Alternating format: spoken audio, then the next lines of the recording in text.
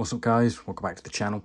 Welcome to my WWE Backlash 2025 predictions. We're only a few hours away from seeing where all the stories coming out of WrestleMania are going to end up. Up first, obviously, the main event.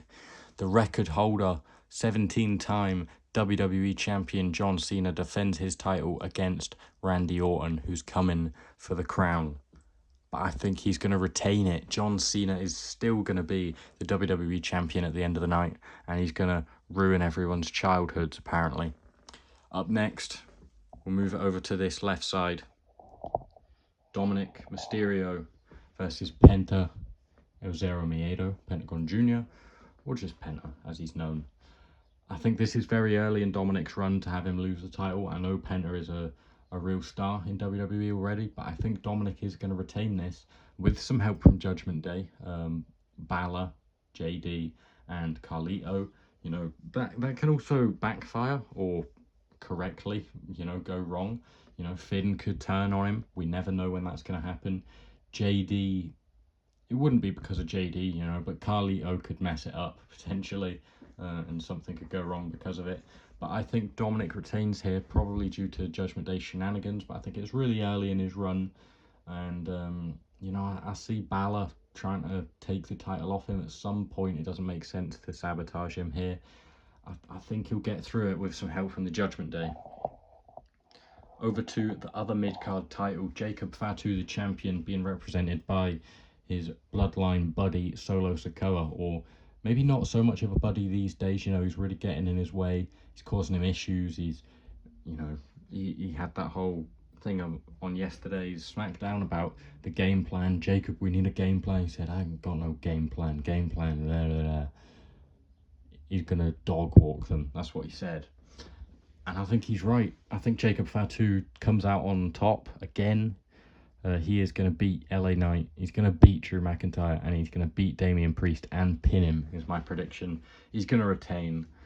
I think it's way too early for him to drop the title, just like Dominic and just like Cena as well. I think Backlash is fairly predictable somewhat, in that way that you wouldn't expect the champions who either just won their titles at WrestleMania or just defended it at WrestleMania to drop them at the next pay-per-view, especially when it's only 3 weeks after, because we've had a really short build. But yeah, I do think Jacob Fatu wins it. I think we see Drew McIntyre go even more mental because of this. He's going to keep going down that sort of downward spiral. LA Knight, hopefully that means he can get away from the US title and against John Cena. Could he be John Cena's next opponent? I would like that, personally. Damian Priest, I can't see him going back up to the world title scene anytime soon. So, it makes the least sense in that way to have him take the pin, because then he's a less believable candidate. But I just think Jacob Fatu should not drop the title this early. If he does, it will probably be down to Solo and his mismanagement of the situations, which I also think about Dominic. I don't think he should lose clean. I don't think Penta should lose clean either. I think he'll be protected in the finish. I don't necessarily think that anyone in the Fatal 4-Way, that's a way that you can protect people by just not getting them be the one who's pinned. But it could easily be a way to protect Jacob in a defense or in a loss and losing his title. Someone could easily win the title and he might not even be involved. He could be talking to Solo, or he could be beating up Solo because he's nearly ruined his chances, and then in doing that he's taken his attention away, and then his title goes because Damian's got pinned by Drew, or Drew's been pinned by LA Knight. But yeah, that's my thoughts on that one. In the back, you might see Gunther holding up Michael Cole, because I don't have a Pat McAfee figure. What a mental match to have. 3 weeks after WrestleMania, one of the biggest stars in the company, one of the best wrestlers in the company, Gunther, former World Heavyweight Champion, former Intercontinental Champion, former United Kingdom Champion, who's held a title in WWE for 80-90% of his time in the company, record Intercontinental title holder, record UK title holder, and now he's fighting Pat McAfee, who's a former NFL player. Not just any NFL player, he was a kicker. So he didn't even really get involved much. He made a couple tackles because, you know, he was called upon like once, and that's his opponent. Obviously he's like a big name and it's a draw, but I don't know. Hope he has to win though. My prediction is that Gunther wins because any other idea is stupid. I don't care that Gunther is lined up to be Goldberg's last ever opponent, and Goldberg could come back and spear him and McAfee gets the win. Don't pull that bullshit. Just have Gunther call him out. We've already got the thing where he said about Bill Goldberg to Bret Hart a while ago. That's all you need. Gunther could call him out. Goldberg could just come back and say, "You're last." Something like that. That's all it's got to be. He doesn't need to get involved here. Gunther needs to destroy Pat McAfee and potentially Michael Cole for talking shite. And yeah, they're my 4 predictions. The other prediction is the Women's Intercontinental Championship match, which is the one I'm sort of most umming and ahhing about. I'm not sure, because I really don't think Lyra Valkyria should lose her title. I do not think Becky Lynch should win the title. I understand that some people think that Becky winning would be elevating the title. Not true. It is not elevating it any more than elevating Lyra Valkyria in a win. You can elevate the title by elevating the champion.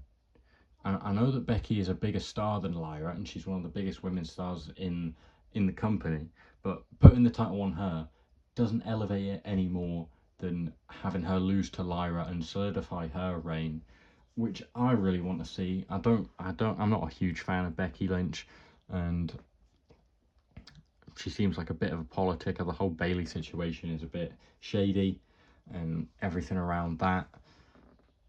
But, you know, I'm really hoping that Lyra wins, but I'm not expecting her to. I am going to predict Becky to win, which means I'm expecting 4 champions to retain their titles and Gunther to destroy Pat McAfee at Backlash. And that's pretty much it for my predictions. SmackDown last night, there were some good parts of it. Fraxium versus Street Profits was fantastic. Really looking forward to that. I thought the women's tag match as well was pretty good. I enjoyed Zelina and Alexa Bliss. Obviously Alexa Bliss came back. I enjoyed that versus the Secret Service and Chelsea Green.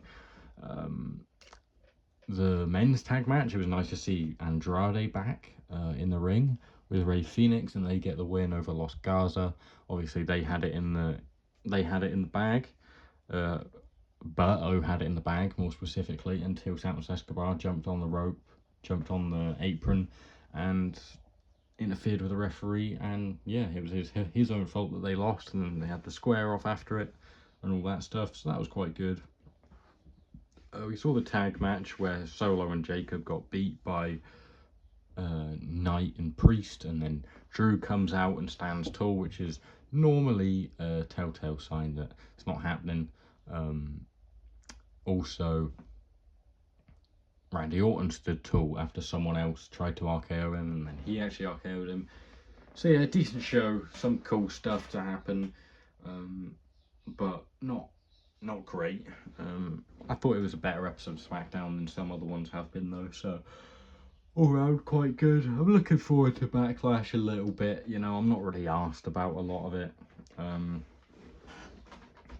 You know, I think the late WrestleMania has sort of killed it this year with it's only a 3-week build, and then not long after that we have the Money in the Bank, so that's quite a short build as well.